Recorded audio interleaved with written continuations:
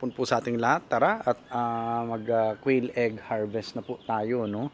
At marami pa naman po mangingitlog dyan, pero kunin na po muna natin to.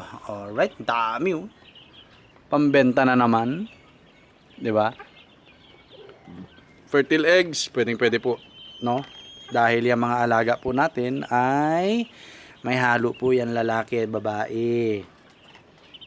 Sabi ko nga 4 to 5 months na lang buhay nitong mga to, yung productivity nila, what I mean, no? So kung di kayo kukuha sa akin ngayon, pasensyahan na lang tayo, no? Lalo yung mga malalapit dito sa atin. Okay? So masyado po malaki ang starting pag kukuha po kayo ng RTL, sa totoo lang, no, ng mga pugo starting, wala namang problema kung meron kayong budget. Meron lalaki pang incubate. Okay, marami-rami rin to ha. Lalaki oh, laki nito oh. Pera na naman to men, no? So maganda po to. Kasi kumikita talaga tayo. Kahit sabihin mong paunti-unti pag naipon po yan, no? Ayan oh. Okay, dito naman tayo sa taas. Ito marami to. Oh. Diba? Ayan yung itlog nila oh.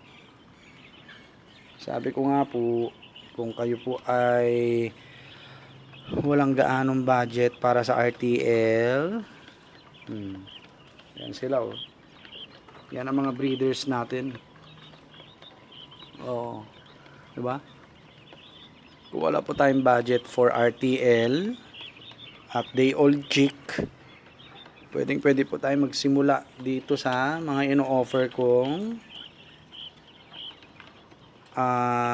fertile eggs, no? Ayan po. Alright. So yung kabatch ko nga, sabi ko pag may budget na siya, kumuha sa akin, no, ng fertile eggs para at least makapagparami siya, no? Ganda kasi niyang bentahan kasi seryoso talaga siya na mag-start up, no? Ayan. Mga fertile eggs po to. Pag in-incubate nyo, magiging sisiw. Maghihintay lang kayo ng 18 days. May sisiw na kayo. Tapos yung sisiw, after 30 to 35 days, mangingitlog na, magmamanada na po sila. Yun po, no? So ayan, dami rin natin nakuha dito sa ating mga breeders. Yan sila oh. Ayun, meron pa. Yun oh. Kaso nga lang, ang layo, boy.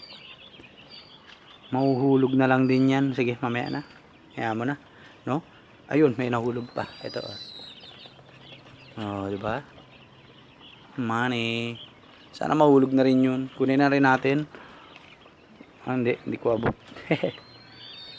Alright. So, ayan po ang ating mga breeders. Ito yung mga nakuha natin, no? Pera po yan. Pera yan. Kahit sabihin mong kung magkano lang po yan, araw-araw naman sila nagbibigay ng pera, di ba? So ayan po, no, ang ating mga breeders, may mga lalaki, babae po dyan, no? Kaya fertile eggs po. Ayun, no, may dalawa pang itlog doon. Kunin na rin natin. Nasaan ba yung ano ko? Ito. Kasi para maiwasan natin yung ano. Ayan, no.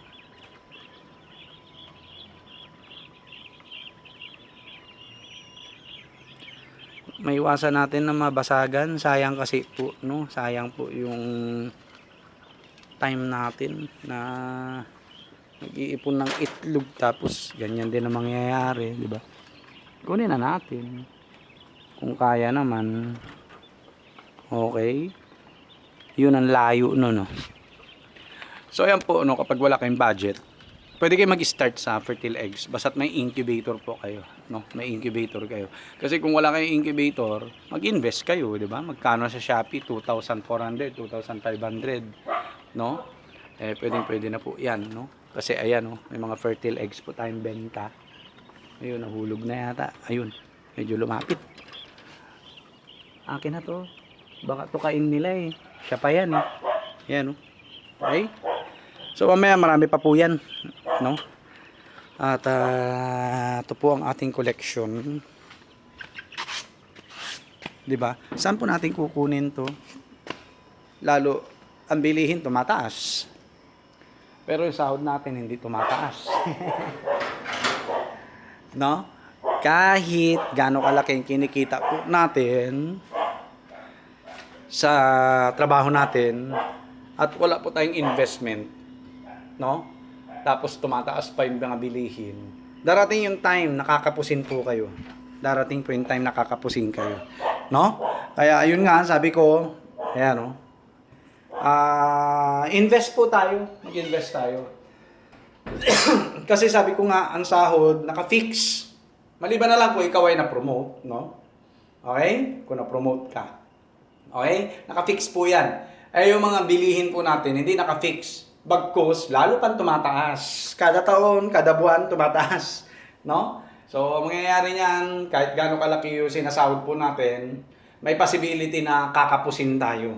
Lalo kung wala tayong investment. Kung hindi natin ini-invest yung pera po natin sa mga small scale business na katulad nitong sa akin. 'Di ba? Okay? So, kung hindi natin ini-invest ng matino yung pera na naiipon natin, wala. Mahuhugot nyo lang din po yan. Mahuhugot nyo lang din. Kaya kapag inipon mong pera, tumaas si bilihin, mahuhugot mo yan. Maniwala po kayo sa akin, no? Kaya yan, Quail Fertile Eggs available po. Ayan, oh, ando doon, yung dalawang tab na yun. Fertile Eggs po natin yun. Ito, Fertile Eggs pa po to, no? Kaya kung gusto niyo po mag-start ng quail farming business, kontakin niyo lang po ako, no? Minimum 100 pieces, 5 pesos each, and that is 500 pesos po, no? So, kinokontak ko na rin yung kabatch ko. Sabi ko, kumuha na siya ng kumuha ng fertile eggs. Nangihinayang po kasi ako. Sabi ko, kung malaki lang po yung incubator natin, ang baka ganyang kalaki sa cabinet na yan. Ay, naku. Baka hindi na ako nagbenta ng fertile eggs. No? Hindi na ako nagbenta ng fertile eggs. Nilagay ko na lang na nilagay sa incubator natin. No? So, yun lang po. No? Mamaya, samahan nyo po ako. Mag-sort tayo, no? Ng mga good sizes. At the rest na mga hindi magagandang shape na itlog is pambenta natin as pang-konsumo. So, yun lang po. God bless po sa ating lahat. Peace!